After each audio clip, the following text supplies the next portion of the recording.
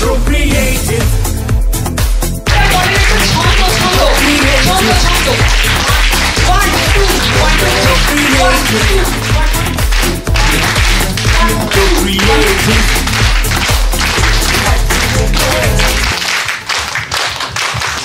প্রোক্রিয়েটিভের ইতিহাসে আজকে প্রথম দিন এরকম আছে যেটা ওমেন এম্পাওয়ারমেন্টের উপরে প্রথম একটা মিটিং হতে চলেছে। আর এর সাক্ষী হচ্ছেন আপনারা যত এখানে ব্যক্তি এখানে মানে আছেন আপনারা। তো এই ক্রেডিট যাচ্ছে সব কিছু আপনাদের জন্য। তো একবার আপনারা নিজের জন্য জোরদার ক্ল্যাপিং।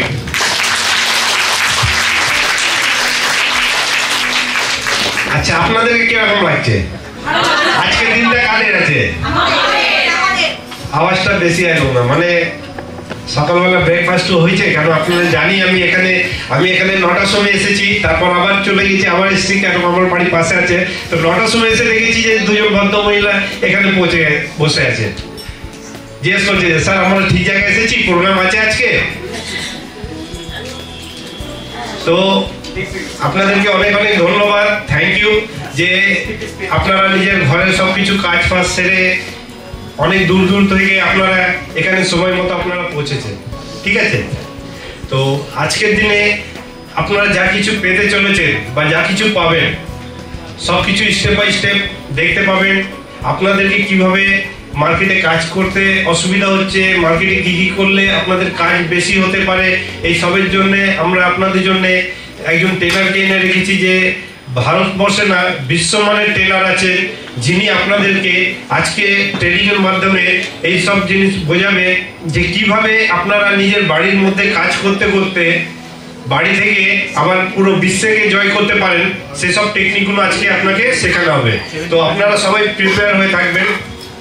সবাই এখানে যারা যারা আজকে অ্যাটেন্ড করছেন সবাই ভেবে রাখুন যে আপনারা সবাই লিডার।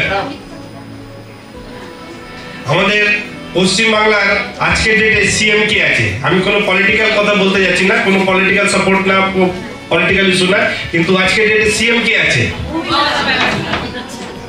পশ্চিমবাংলার? আচ্ছা, ভারতবর্ষে কোনো মহিলা সিএম কে চেনেন আপনারা?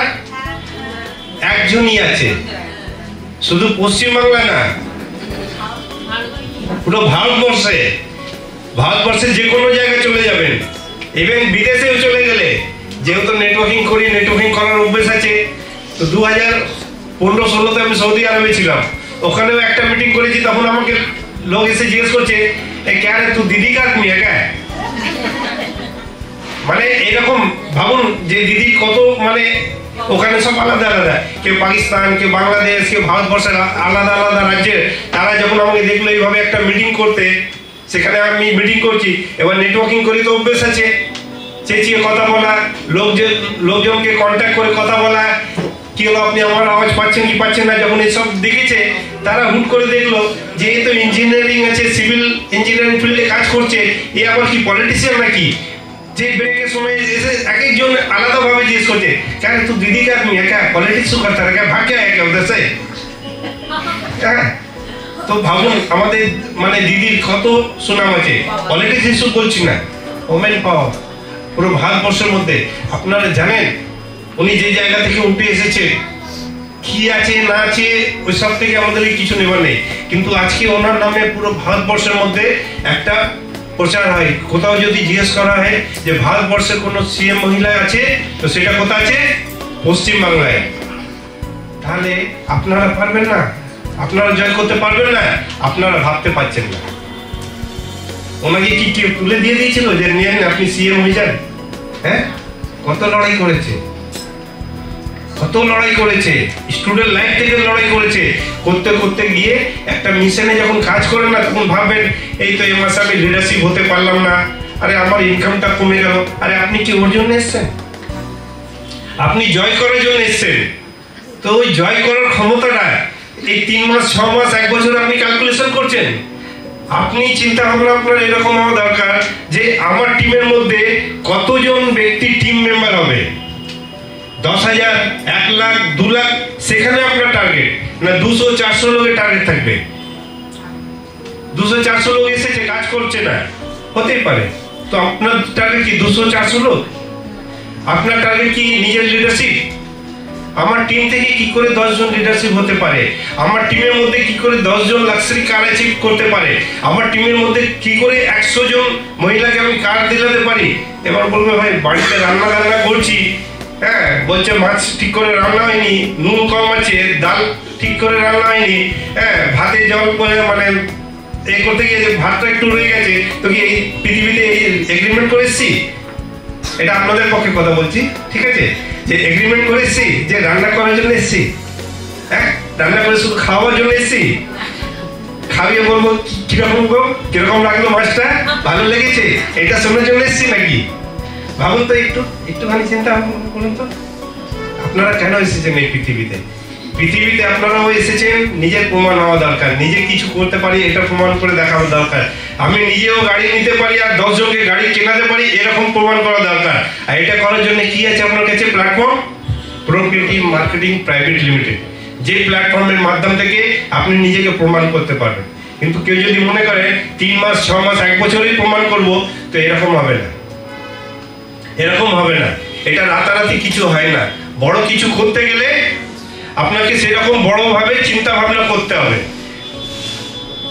অনেকে ভাবছে যে আমার টিমে আছে 50 জন কাজ করছে না, আমার টিমে 100 জন আছে কাজ করছে না, আমি সামনের মাসে লিডারশিপ নিলাম এই মাসে নিতে পারলাম না, সো হোয়াট? আপনি নিজের কাজটাকে রেগুলার করে যাচ্ছেন, একদিন না একদিন আপনি রেজাল্ট পাবেন। কিন্তু ওই একদিনের মধ্যে আপনাদের সবকিছু কিভাবে কত তাড়াতাড়ি পেতে পারেন সেই তাড়াতাড়িটা বোঝাবার জন্য আপনাদের মাঝখানে আমাদের ট্রেনারকে নিয়ে এসেছি। যে ট্রেনারকে নিয়ে এসেছি এটা ভাড়া করে আনা হয়নি, আপনাদের জন্য পার্মানেন্ট আনা হয়েছে, যে আপনাদেরকে প্রত্যেকটা পথে কি কি ভুল হচ্ছে সেগুলো বোঝাবে, কি করে কিভাবে কাজ করতে গেলে আপনাদের উন্নতি হবে সেটা বোঝানো যাবে, সেই সব টেকনিক বোঝানো যাবে, ঠিক আছে। তো মোটামুটি আজকে সবাই এখানে বসে আছেন, বাংলাতেই সারাদিন মিটিং করবে না, স্যার তো এমনি মাঝে মাঝে হিন্দিও বলে দেবে, ঠিক আছে, কিছু কিছু আপনাদেরকে বুঝে নিতে হবে, ঠিক আছে। হ্যাঁ, তো চলুন আজকে আপনাদের বেশি সময় না নিয়ে আমি চাইবো যে কাজের জন্য আনা হয়েছে সেটাই করা যাক। তো আমি একটা জিনিস একটা ইনফরমেশন দিই আপনাদেরকে। দেখুন সবার সঙ্গে বাড়ির মধ্যে আপনারা মহিলারা আসছেন, বাড়ির মধ্যে অনেক রকম প্রবলেমকে ফেস করে আসছেন, ইজিলি কেউ আসছে না এটা আমি বলতে পারি।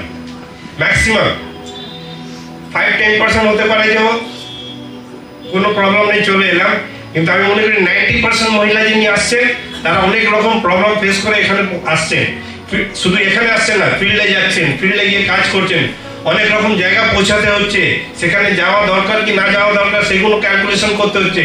তো এইগুলো সব কিছু করার সঙ্গে আপনারা যে লড়াই করছেন, এই জন্য আমি নিজের মন থেকে এই কোম্পানির তরফ থেকে প্রোক্রিয়েটিভের ম্যানেজমেন্টের তরফ থেকে অনেক ধন্যবাদ আপনাদেরকে জানাই যে এই লড়াইয়ে আপনারাও সামিল আছেন, যেখানে আমরা লড়াই করে এটা বোঝাতে চাই যে আমরাও কাউ থেকে পেছনে নেই।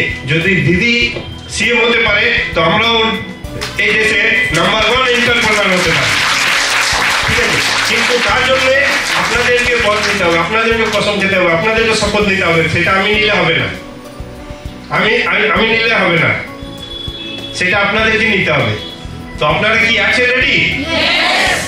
যা করতে হবে করব, লড়াই করতে হবে লড়ে নেব, কিন্তু 2 বছরের মধ্যে বাড়ির সামনে 4 চাকা গাড়ি এনে দাঁড় করিয়ে দেবো, তারপরে বাড়িতে কথা বলবো।